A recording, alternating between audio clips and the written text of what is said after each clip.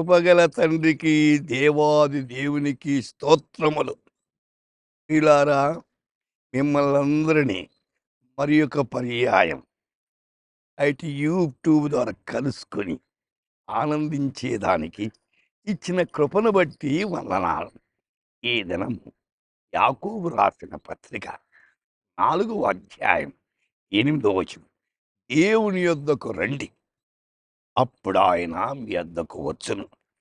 Draw near to God and he will draw near to you. परमेश्वर के निकट आओ तो वह भी तुम्हारे निकट आएगा. అయితే దేవుని దగ్గర రావాల. ఎన్ని కష్టాలున్నా దేవుని దగ్గరికి వచ్చేది మానద్దు. అది చాలా అవసరం. నీ ఇంటికి ఆశీర్వాదం, నీకు ఆశీర్వాదం. ఎవరు దేవుని దగ్గరికి వస్తారో వాళ్ళకి ఆశీర్వాదం దొరుకుతుంది. ఆయన నీ దగ్గరికి వస్తాడు, నీ సమస్యలు పరిష్కారం చేస్తాడు, ఆదుకునే దేవుడు. అందుచేతనే యోబు గ్రంథం 22:29లో వినయము గలవాని ఆన్వయించి మనలో గర్వం పోవాల, వినయము రావాల. అయితే వినయము చాలా ప్రాముఖ్యమైనది. గర్వము సైతాంది, వినయము దేవుంది. అయితే వినయం అవసరం. 138వ కీర్తనలో 6వ వచనంలో యెహోవా మహోన్నతుడైనను ఆయన దీనులను లక్ష్యపెట్టును.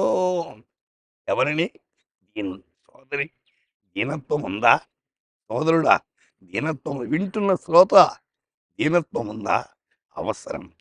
సామెతలు 3:34లో దీనులెల్లా ఆయన దయ చూపుతాడట. ఆయన దయ.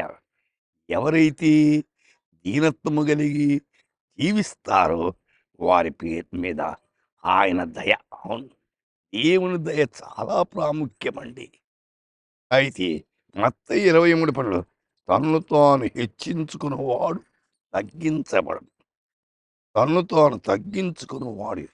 నీలో హెచ్చింపుందా, తగ్గింపుందా?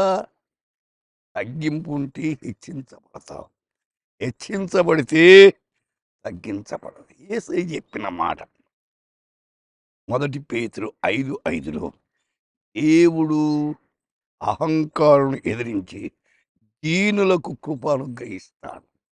అహంకారాన్ని తీసివేసుకోండి.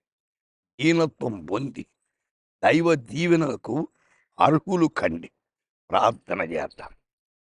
మహిమ కలిగిన తండ్రి, ప్రేమామయుడా, మా శ్రోతలు అహంకారాన్ని తీసివేయండి, దీనత్వాన్ని ప్రసాదించండి. వారి చుట్టూ మీ కాపుదల ఉంచండి.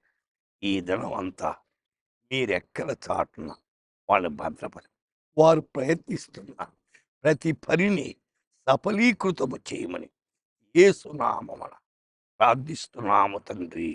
ఆమేన్.